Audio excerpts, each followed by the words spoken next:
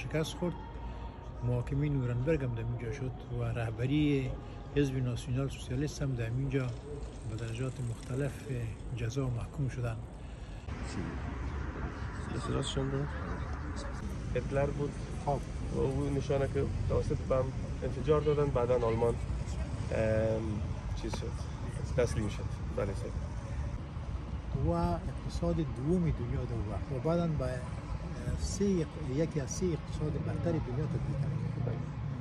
و در وقت آلمان هم نصف بود، یک مقدارش در اون طرف در دوچ دموکراتیش رپوبلیک یا آلمان دموکراتیک دیدیر. ولی همین قسمت غربی از این اقتصاد اول اروپا شد. بله. و این کار بسیار سخت بود، مخصوصا یک کشور و ایرانی که هیچ دیوار آباد دیگه نمانده. نه خیر نه. همین شهر را که ما دمیجه هستیم، 90% آبادی از یا بمباردمان شده بود و به خاک یکسان شده بود. مردم اونو خاک آوردن، جمعوری کردن و سنگ از سر سنگ ماندن، پس دوباره میجره آباد کردن و شخصیت های ملی از اینا تب تلاششان به آزادی از این مملکت، به پیشرفت، ترقی و پس خوشبختانه توانستن 1989 1990 که پس آلمان شرق آلمان غرب یک جا بسازند.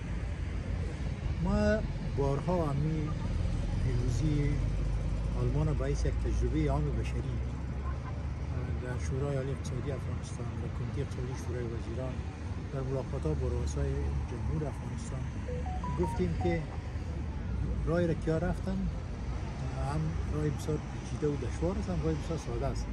سادگی این است که یا با خلوص و صداقت کار کردن. مثلا پروفسور لودویگ ابهارت وزیر اقتصاد آلمان با کوچکترین مسائل این برنامه داشت.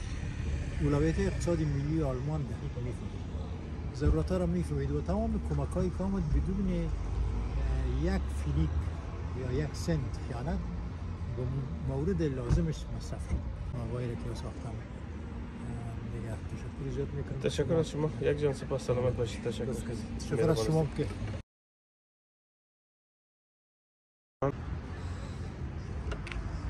آرام و آسوده زندگی کنند.